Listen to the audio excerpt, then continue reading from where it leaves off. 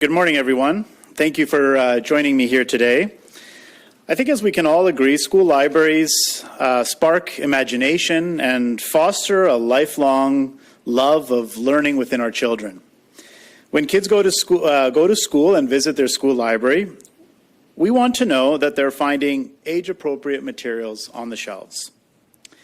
Yet, unfortunately, through investigations conducted by my office, we have found books in K-12 schools that show extremely age-inappropriate content. I'm here today to discuss an important initiative that Alberta's government is undertaking to ensure that materials in our school libraries, particularly those with graphic sexual content, are developmentally appropriate. And I want to be clear right from the onset, this is not a question of banning specific books or specific titles, but rather establishing clear policies and guidelines for all school divisions to follow.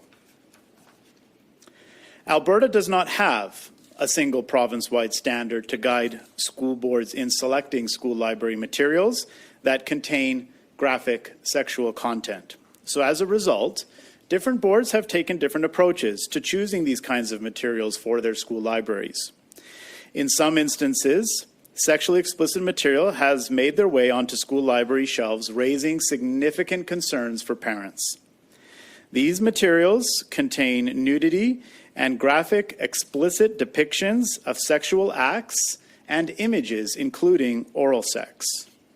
For example, in one graphic novel found in K-9 schools in Calgary and Edmonton, the book contains significant mature content, including graphic depictions of sexual activity and graphic depictions of sexual nudity. In another example found in our schools, again found in K-9 schools and high schools in Edmonton, another title contains mature content such as sexual nudity and sexual activities.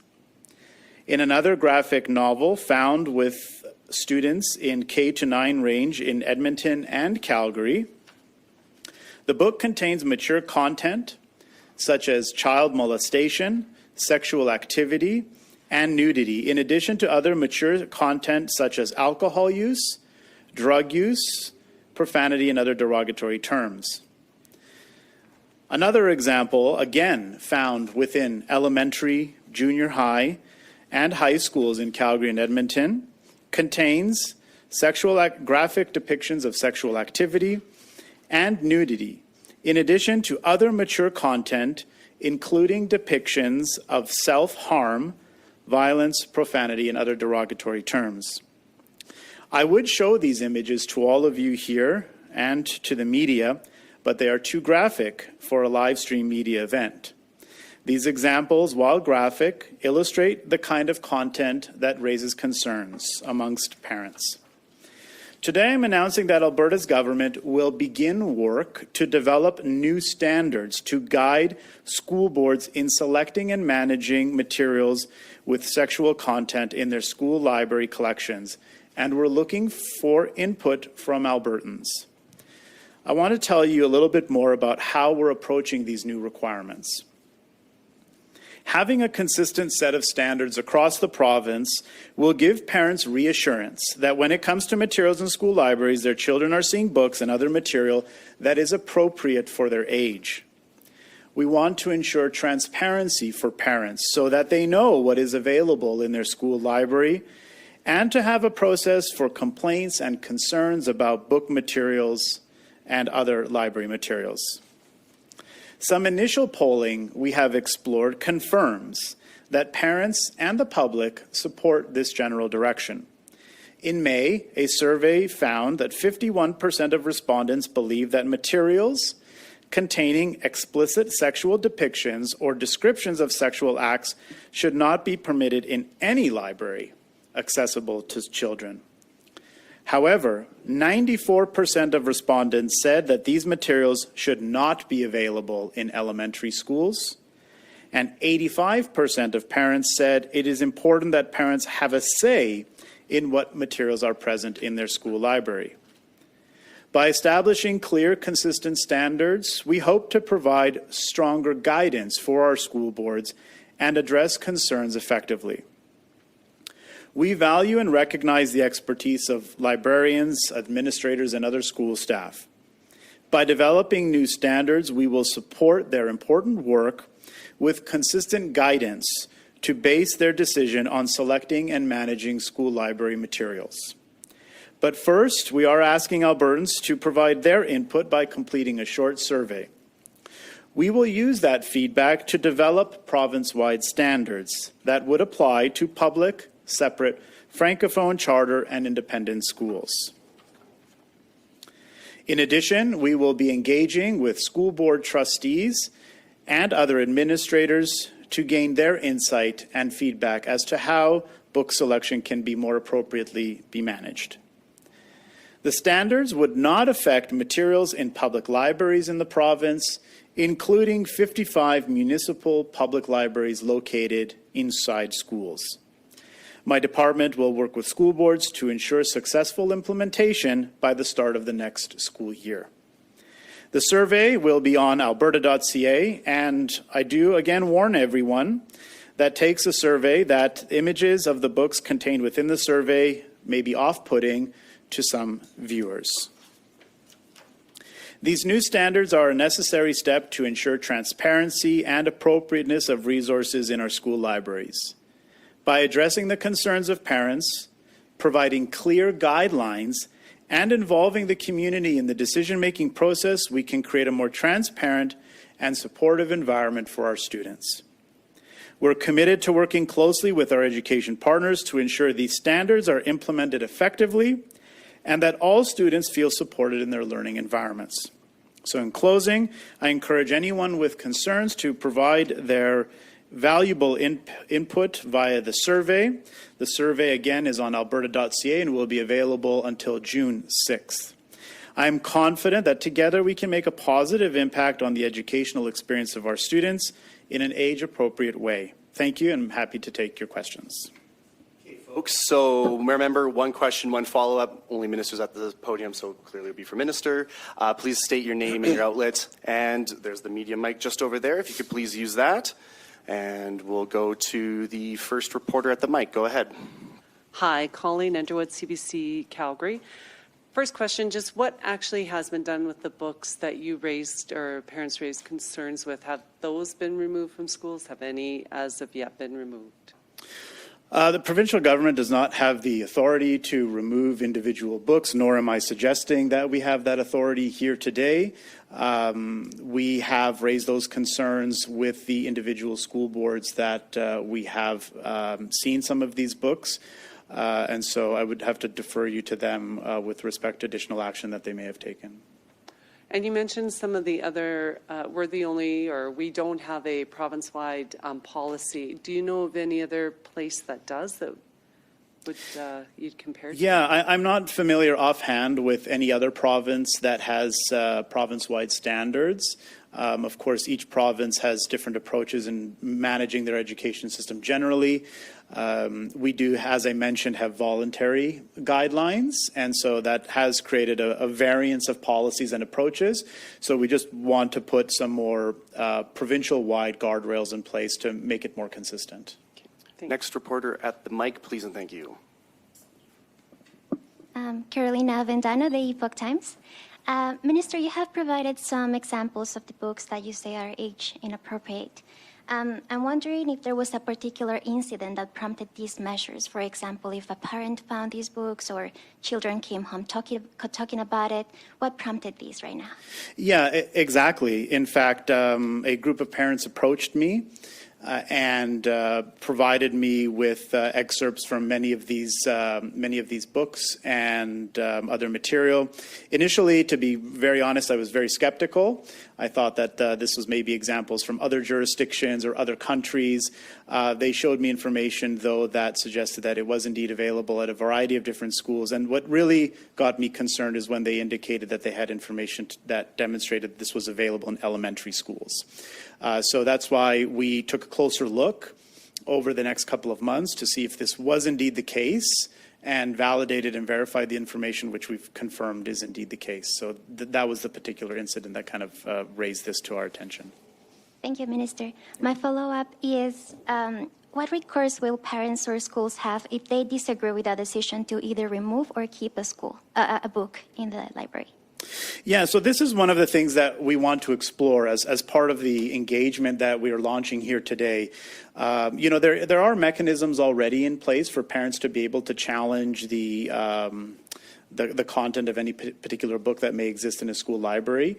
But I think there's a little bit more work that we need to do in that regard. So I hope that we can get a more robust answer from parents and from school trustees and administrators as we conduct this engagement over the next few months.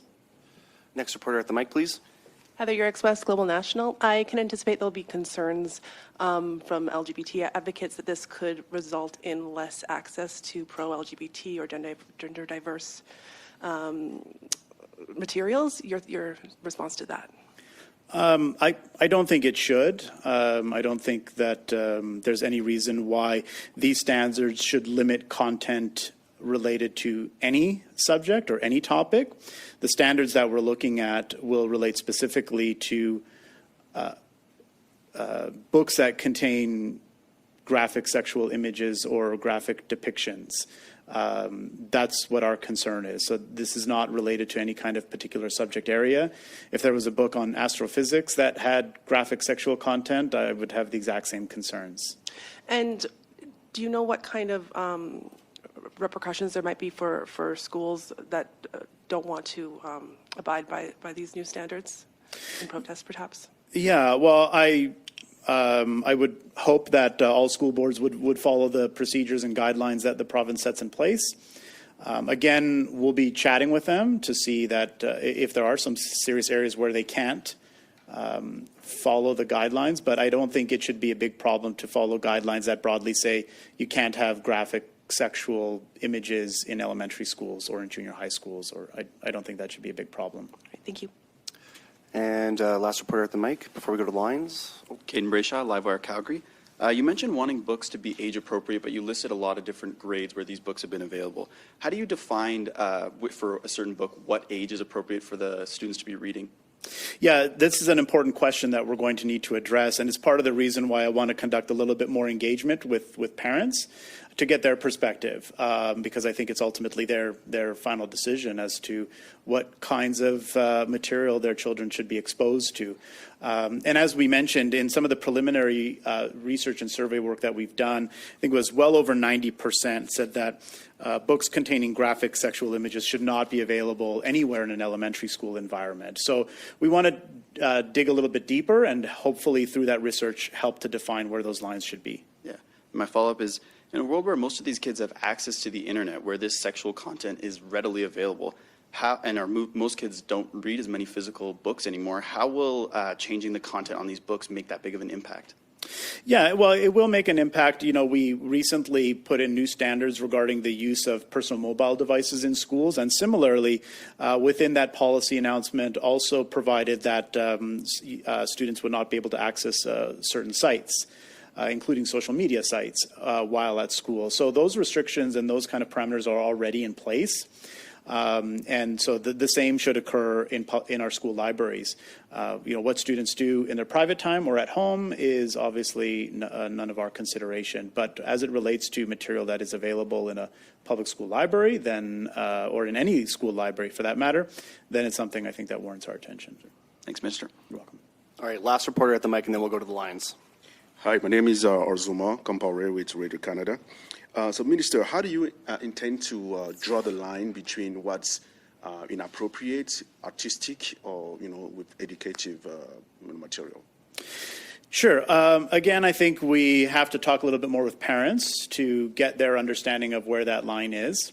I'm a parent myself, and I don't believe that books containing graphic depictions of oral sex are appropriate in an elementary school environment. And some of the authors, in fact, of some of these particular titles that we've identified have even suggested themselves that these are not appropriate for children. So we're happy to follow the advice and guidance of the individual authors and the general direction of parents. Follow-up question. So you're putting together a team that's going to, be able to reflect on all that. Who is going to be part of the team?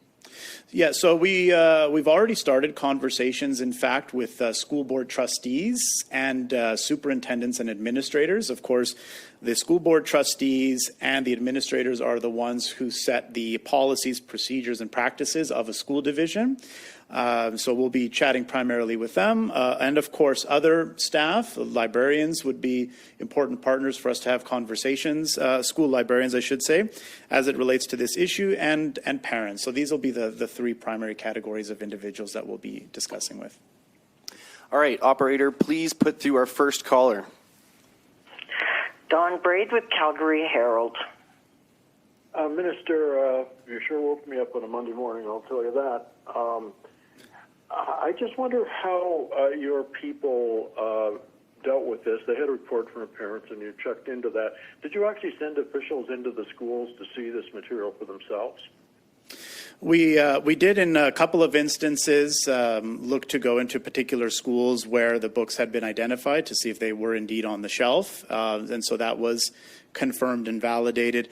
Further, many of our school divisions have publicly accessible digital catalogs of all of the books that they have available in their school libraries, and whether they're on the shelf and or checked out. So we were also able to look through that information with some of these titles to explore if they were indeed in a school's collection. Just as a follow-up, it's pretty, some of this stuff is pretty stunning, for sure. And my question is, how does it get there? There are companies in Alberta, I believe there are 3 companies in Alberta, that actually sell these books, graphic novels, and it's kind of an industry because schools aren't, a lot of people in schools are older and they're not used to graphic novels, and they need some advice on how to handle them and the content, and they get that from some of these reputable companies and buy according to what the companies provide. So my question is, how do things like this, which certainly have got to be outliers, these books you pointed out, how do they get in? I think that's a very important question, and one of the main questions that I want some answers to as well. I want to get a little bit of a better understanding of how this occurred in the first place and how these books ended up on school shelves. And I don't want to point fingers. I don't want to cast aspersions or blame anyone. There's clearly something with respect to process and procedure that has faltered here. And I intend to investigate that in a little bit more detail, get a better understanding from our school board trustees and administrators directly, and work to address it. That's our goal, so that these types of books do not end up in the hands of a 5-year-old or a 6-year-old.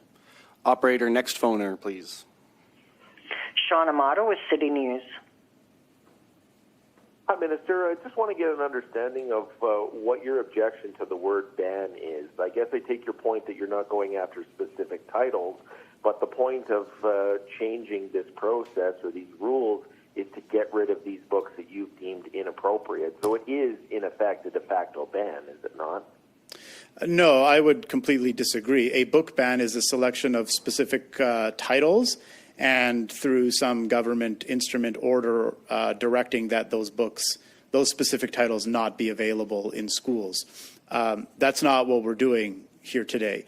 What we're doing is engaging with our school trustees, administrators, and parents to understand what should the guardrails be of provincial-wide policies. Again, schools already have policies in place. So, to your logic, we might already be able to say that school boards themselves are banning books because they have policies in place regarding the selection of materials. So they already have policies in place. There are no provincial-wide standards, and that's what we intend to do, is to have some clear standards, something as simple as to say that you can't have graphic depictions of oral sex in elementary schools, and books of that topic are not permitted in elementary schools. So that's what we aim to do with our policy revision. Follow up, Sean? What if somebody complains about the Bible? Because there are, not graphic depictions, I don't believe, but there are written accounts of things like rape and murder and some things that probably are not topics that are not necessarily appropriate for elementary schools, to your point. So what would happen if somebody raises objection to some of the explicit content that we see in all kinds of books, including the Bible. An individual has the opportunity to raise any objection that they have with any book found in a school library. They can do that currently. As we go through the next couple of months in engaging on the development of these policies, our intent is to ensure that extreme offenders such as these ones that have been identified do not make their way into a school library. Of course, there are lots of examples of in a variety of different novels and other important works that maybe contain references to violence and other pieces. So that's where I think we need to work on helping to develop the standards. You know, is it a challenge to have a book that has commentary about violence? Probably not. Is it a problem to have a graphic novel that has graphic depictions of oral sex? Probably. So that's where I think we need to work to draw some of those lines. Operator, next caller, please. Sheila Gunreed with Rebel News. Sheila Gunreed with Rebel News. Minister, these materials aren't appropriate for TV or a live stream, but will a published list of these books be made available so that people can see for themselves what is now being eliminated from school libraries?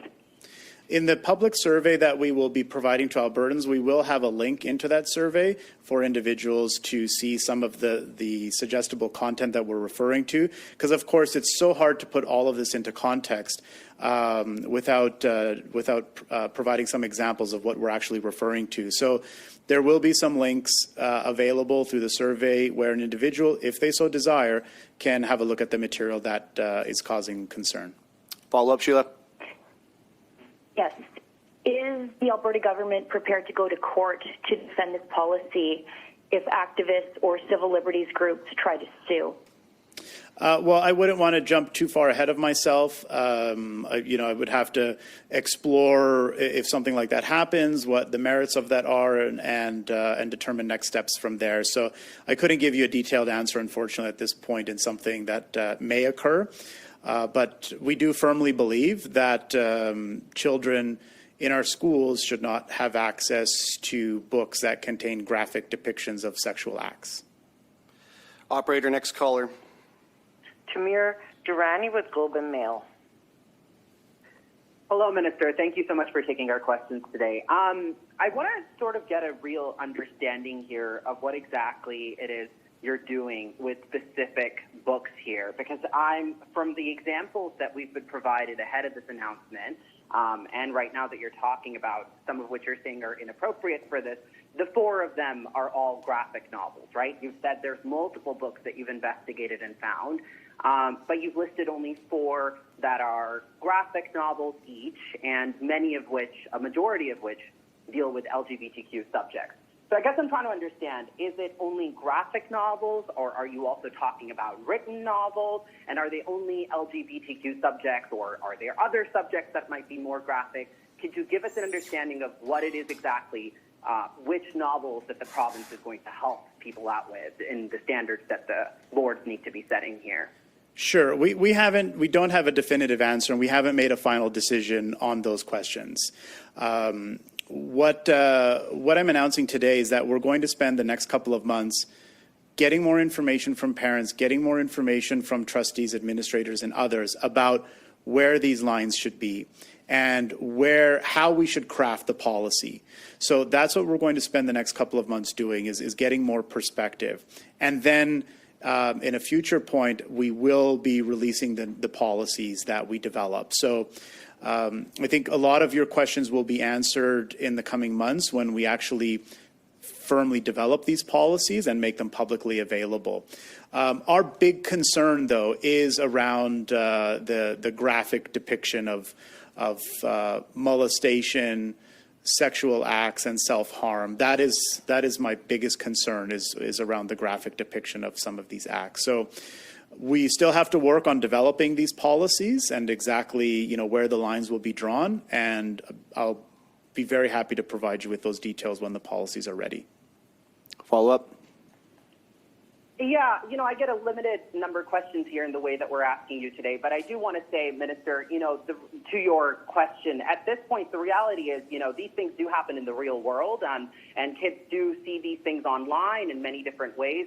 In a book form, it's a very different thing. So I understand where you're coming from with this, but these are graphic novels that are written in a graphic novel sort of way. This is not usually in the way that you're depicting pornography per se. I take that point, and I hope you could address that as well. But my real question here, because I get a limited set of questions, I do want to ask you about, you mentioned earlier that the province does not have any authority per se to be able to book ban, and that's why you don't, you don't want to call it a ban. That what you're doing here is that. So we won't use that word. We can use prohibiting, I imagine, or some other word that you would prefer. But I want to sort of understand here, are you going to create any legislation to get that authority then? How are you going to do this? I mean, because what we've been told is that the 2025 to 2026 year is when this will get applied. That only leaves a few months this summer. Will you be able to come up with these policies for the school board to concretely develop and follow by the fall? Could you give us an insight into that? Is there legislative action happening? No, we don't anticipate any legislative action. I do anticipate we will be in a position to have the new policies and standards in place in advance of the upcoming school year. The current legislative authority and the Education Act does provide the Minister of Education with authority to set policies and standards related to the provision of education. So there is already broadly that authority for the minister to set standards and policies with aspects that deal with education. So, but that's the difference here, right? I don't have any kind of authority to go and pick a particular book off the shelf and say we're not allowing this book in our schools. We can't ban books. The minister doesn't have that authority. There's no legislative authority to do that. The minister, though, does have the authority to develop policies, and so we will be developing a new policy again, as I mentioned, that will simply say something to the effect that books containing graphic depictions of sexual acts, molestation, or self-harm cannot be permitted in elementary schools or in junior high schools. That'll be at a very high level some of the guardrails that we're looking to establish. We don't intend or desire to reduce content on any particular subject, but again, we just want to make sure that that subject is communicated in an age-appropriate way. And I should reference again, some of these authors of some of these specific graphic novels have even said themselves they do not recommend these books for children. All right, we have time for one more question. Operator, please put through the caller. Jack Farrell with the Canadian Press. Hi, Minister. I'm a little bit confused. You go back and forth between saying that you don't think these four graphic novels you brought up here are appropriate for junior high school kids and elementary school kids, and then sometimes you just say elementary school kids. So I guess my question is that, are these four books fine in high schools but not in junior and elementary schools? Are they fine in junior high schools and high schools and not elementary? Like, what's your clear position there? Yeah, my clear position is that these specific examples are not appropriate for kids, full stop.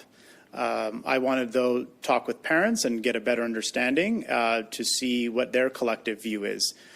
We did that with the implementation of the cell phone policy as well. We talked with parents to get their perspective about what extent of cell phone use they thought is appropriate during breaks, not during breaks, only during learning time.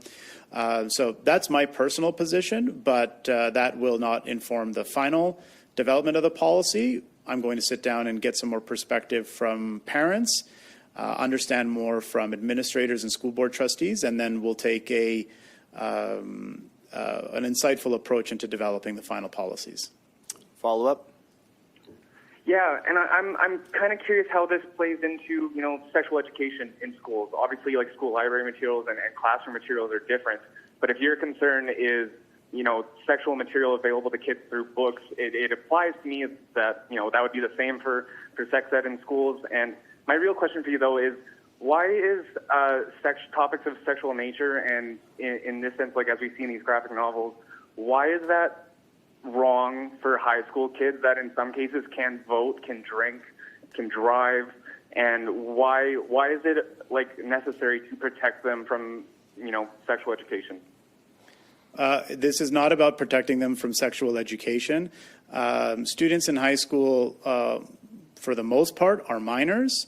For the most part, cannot drink alcohol, cannot vote. You have to be, of course, 18. There are cases where you have 18-year-olds in grade 12, but for the most part, they are not. And so this isn't about protecting them from sex education. We do have a robust sex education curriculum that we work towards delivering. But you know, this is part of the reason why we aren't able to show some of these images. There's a potential that, you know, there could be some issues with displaying pornographic images to minors, which is a criminal offense. So this again, I just want to be very clear that we're talking about very extremely graphic depictions of acts. We're not talking of books that say that another individual likes another person or something of that nature. But these are, I'm sure, as you've probably seen from the pre-release, these are extremely graphic depictions of molestation, of self-harm, of suicide, and of oral sex and other kinds of graphic depictions. So I don't think a minor should be viewing this type of material. All right, folks, thank you very much for your time today. If we didn't get you around to, please give me an email. And yeah, thank you very much. Thank you.